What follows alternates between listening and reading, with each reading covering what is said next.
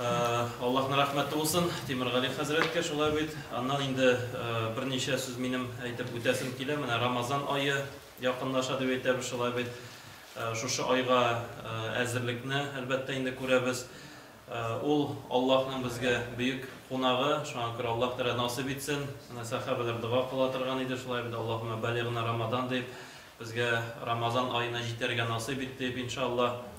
Һәм тагын бер мәсьәләне искә аласым килә. Бу ел безнең инде гаилә елы дип игълан ителде шулай бит. Ул гына да түгел. Безнең мөфтиятыбыз тарафыннан гаилә һәм хәләл яшәү рәвеше елы бу ел. Ягъни гаилә генә түгел, хәләл яшәү, дөрес итеп яшәү дә әлбәттә мусульманның иң беренче урында булырга тиеш. Шулай бит. Шуңа күрә гаилә мәсьәләсенә килгәндә дә менә яшьләребезгә киңәш биргәндә дә шушындый бер мәсьәләгә тап булдык. Яны хәзрәтләр дә инде расларлар, имамнар җыелышында да без аны сөйләштек.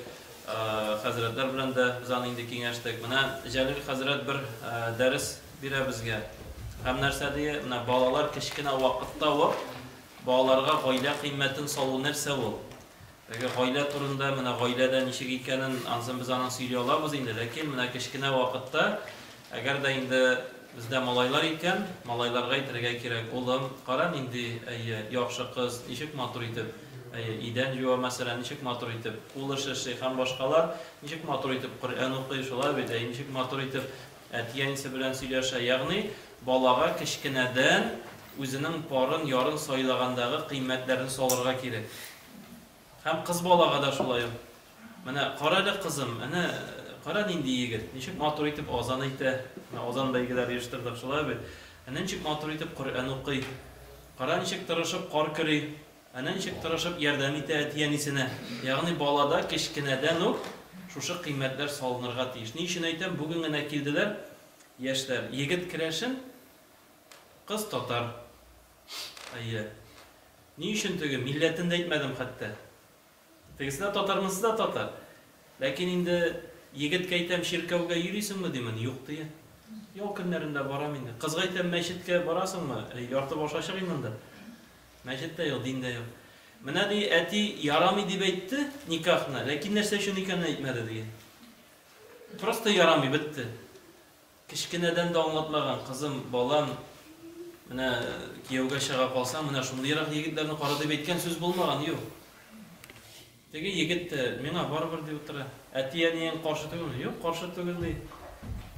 Сездә бит менә дин юк, дин юк, аңлау юк.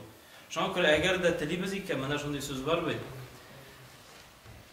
Аллаһ Тәгалә турында балаларга кичкенә вакытта сөйләмәсәк, балалар үскәч, Аллаһ Тәгаләгә балаларыбыз турында бик күп сөйләргә туры киләчәк дигән.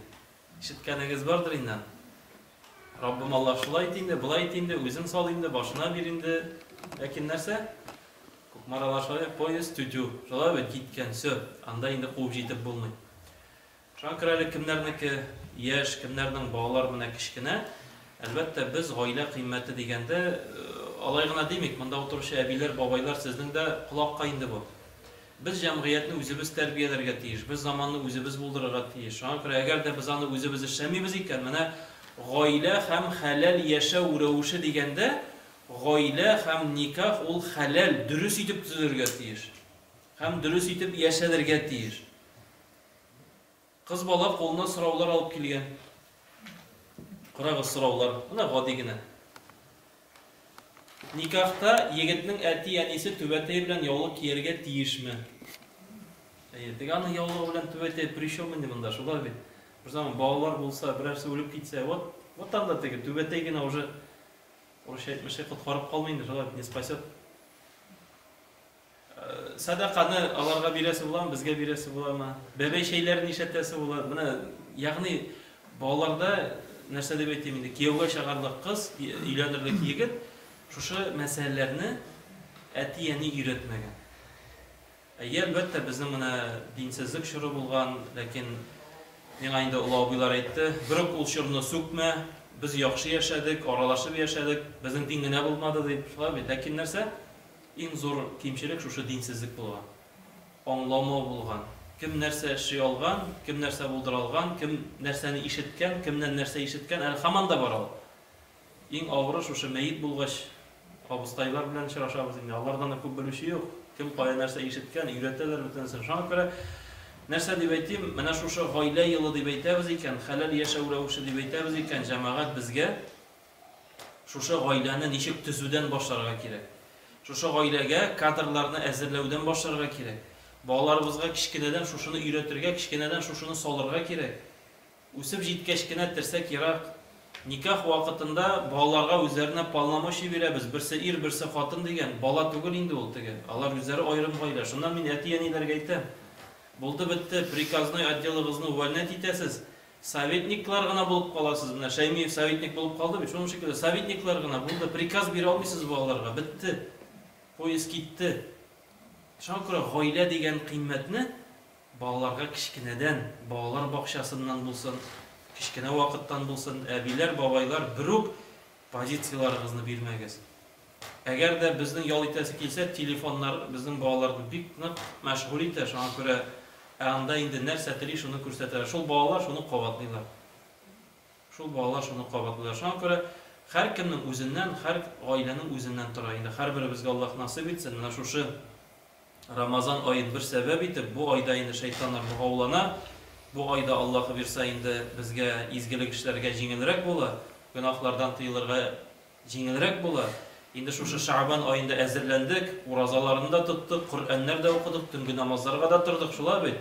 Хәзер Рамазанга килеп кергәндә шушыны тагын да арттырасы, чөнки инде шайтаннар сразу бугаулана, изгелек эшләргә җиңелрәк була, тагын да арттырабыз.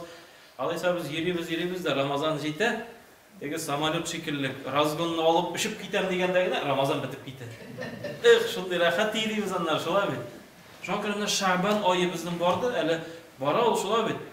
Уразаларда тотабыз, ифтарларда үткәрдек, Аллаһка шөкер, шулай бит. Коръәннәрдә укыйбыз инде. Шушының белән инде разгон алып беттек. Менә Рамазан җитүгә ушып китәбез әкрен генә. Кемнең самолетта очканы бар, белә инде шултыр бара да, шулай бит. Аннары әкрен генә матур итеп ушып китә, шулай бер төрле рәхәтлек менә. Рамазан айы шундый булырга тиеш. Рамазан айының башына җиткәч, каралы Коръән укыйсы бар бит дип, тузаны сөртәсе түгел, юк. Ел дәвамында син күнгәндә бер бит укыгансың икән, Рамазанда 2 бит укы. Күнгә 100 укыгансың икән, Рамазанда 2 укы. Ягъни нәрсәнедер без арттырырга тиеш. Чөнки Рамазаннан чыкканда безнең нәрсә инде Рамазан башындагы белән ахыргы көннең аермасы, җир белән күк аермасы булырга тиеш. Менә шундый булганда Рамазан. Ярар, Аллаһның рәхмәте булсын. Сораулар булмаса, инде иншаллаһ мусафирга шулай дуа кылдырырбыз, Аллаһ бирсә, аннан инде җайлап кына таралырбыз. Шуңа әйтәсе фикерләрегез, сүзләрегез булмаса, бисмилlah.